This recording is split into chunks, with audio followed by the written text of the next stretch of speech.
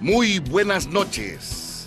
Bienvenidos a Quien Resulte Responsable, un programa de análisis y crítica, sin compromisos, conducido por Federico Mayorga y Jesús Castillo.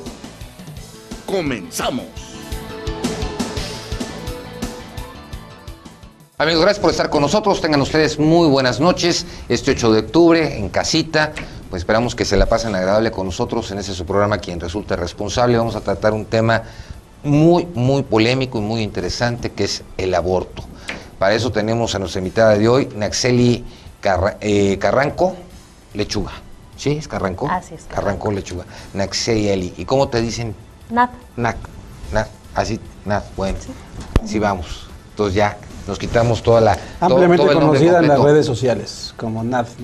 Como Nat, nada más. Sí, así es. Perfecto. Jesús, como siempre, gusto en saludarte. Buenas noches. Igualmente, Federico. Pues una semana, yo sí quiero agradecerle a toda la gente que nos llamó el sábado pasado.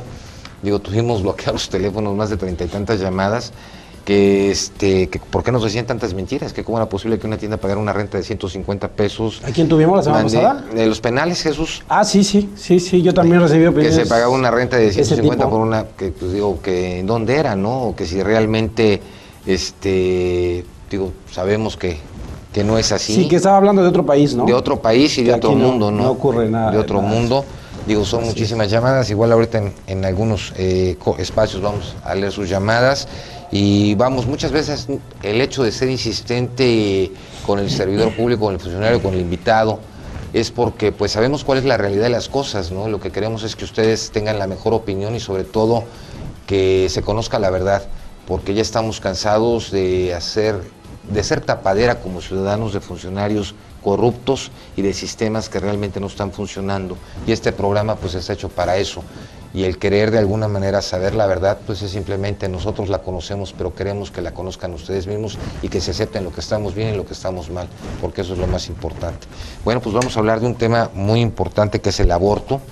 Digo, había quedado de estar también aquí presente una persona en contra del aborto, pero pues al momento que supo que venía Nat, pues agarró y canceló hace 10 minutos. Bueno, nosotros continuamos porque así es.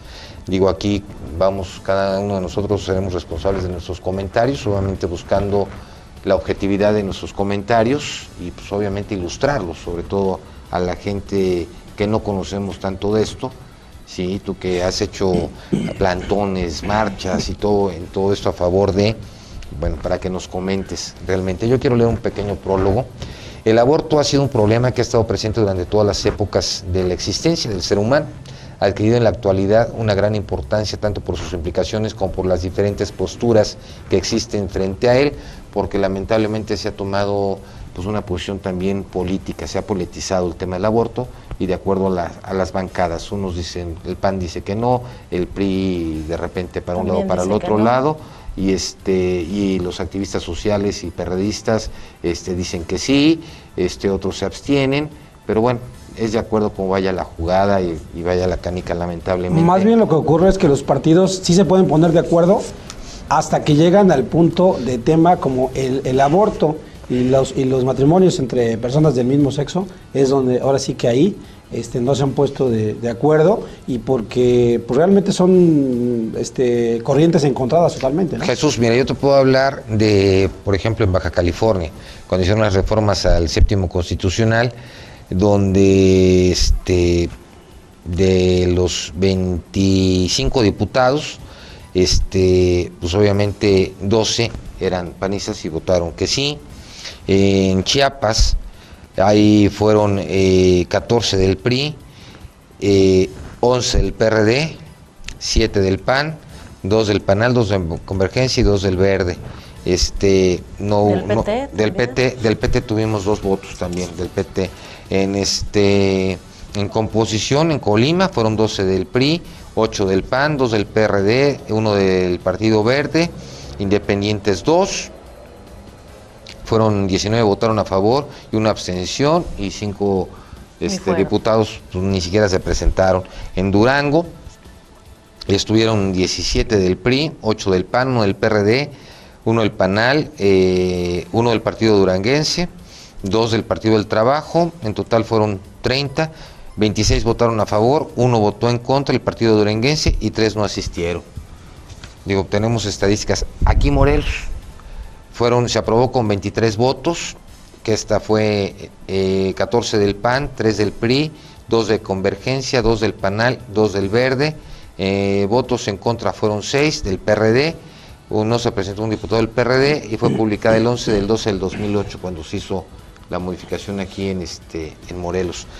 Entonces, bueno, pues aquí yo creo que es entrar, digo, probablemente, como no está legalizado el aborto, muchas personas lo practican clandestinamente, que ese es un problema de salud pública hoy por hoy, porque muchas mujeres lamentablemente mueren cuando están practicando ese tipo de o quedan con secuelas. Con secuelas muy graves que ya no les permiten después tener más hijos. Fíjate que a mí me tocó ver un video de lo que era un legrado, y no es espantoso, es espantoso, realmente es un crimen, es arrancar y destazar el feto. Yo creo que tendríamos que empezar por el principio. Creo que es muy arriesgado decir que la gente está a favor del aborto. Nadie está a favor del aborto, ¿no? Nadie quisiera que una mujer pasara por una situación en donde tenga que decidir algo tan complejo, tan complicado, que no es algo que se toma a la ligera o que hacemos en el momento en el que no tenemos nada que hacer. Estar a favor del aborto es como estar en contra de nosotras mismas, porque hay una situación en donde no hay gracia, no hay disfrute, y no podríamos decirlo así. En mi caso, y en el caso de muchas mujeres y hombres que defendemos el derecho de las mujeres a decidir en qué momento quieren ser madres, es eso, el derecho a decidir qué queremos en nuestra vida y en nuestro cuerpo. Y lo que nosotras buscamos es sí despenalización y legalización del aborto, en el sentido de que las mujeres no sean criminalizadas por interrumpir un embarazo, pero también que tengan acceso a servicios de calidad, seguros, legales, para que estas mujeres precisamente no mueran.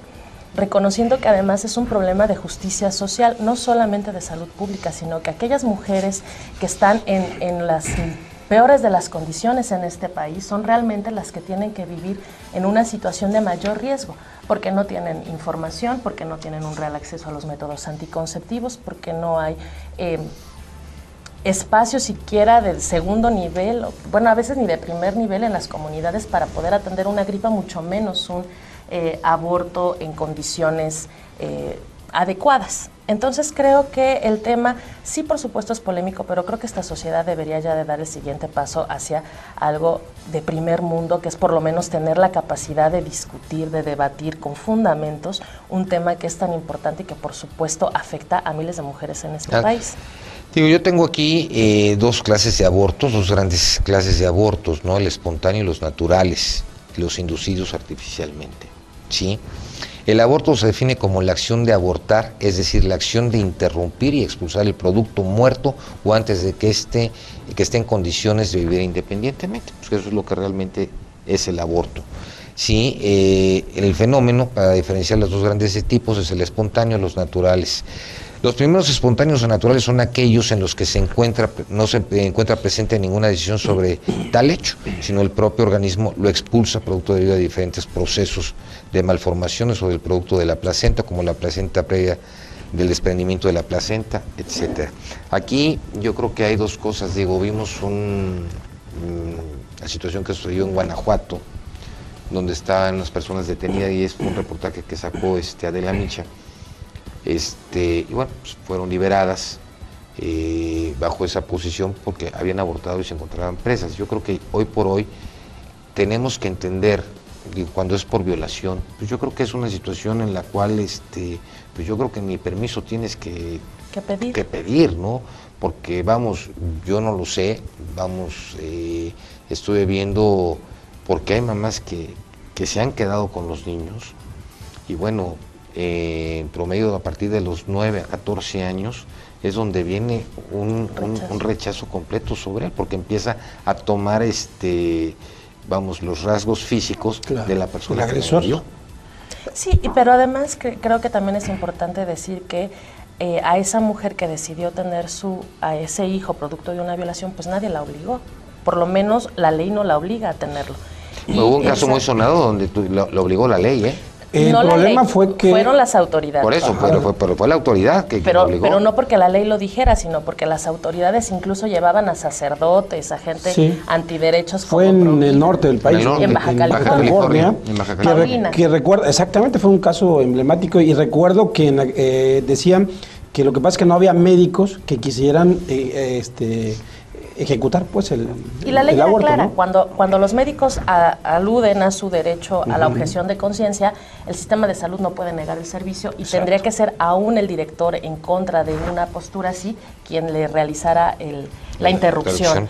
Entonces, sí tenemos leyes muy claras, pero tenemos gente que aplica las leyes, que las interpreta o incluso las viola cuando no le convienen o cuando no están de acuerdo. Y creo yo que en el caso específico de violación, por supuesto que tiene que ser un derecho, además que le informen a la mujer en el momento en el que vaya a denunciar una violación. Claro. Y estados como en Morelos, en donde tenemos autoridades tan conservadoras, en donde tenemos una procuración de justicia bastante deficiente, a las mujeres nunca les dicen que en caso de que estén embarazadas tienen derecho a solicitar la interrupción de un embarazo. Y las mujeres, en general, la población no conoce sus derechos, y mucho menos cuando son víctimas de un delito. Y me parece que ahí hay un hueco muy importante de las autoridades gubernamentales que no le informan a las mujeres este derecho que tienen. ¿Cuál sería el estado más atrasado? O más, es decir, donde sea más penado el aborto. En Estados Unidos hubo un tiempo en que la ley quedó vetada del aborto, no podías abortar. Pero no en todos los estados.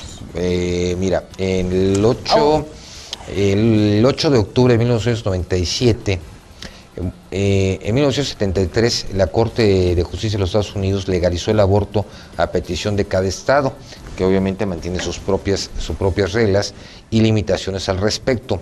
Luego, posteriormente, el 8 de octubre de 97, en la Cámara de Representantes de los Estados Unidos aprobó la ley que prohíbe los abortos por nacimiento parcial.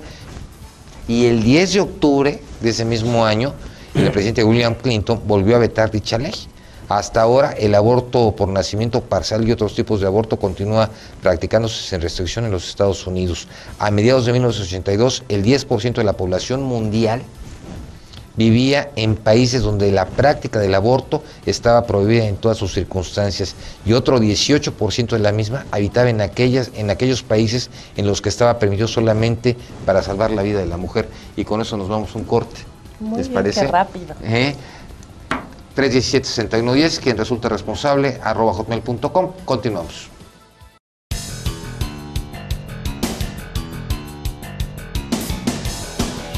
Quédate con nosotros en Quien Resulte Responsable.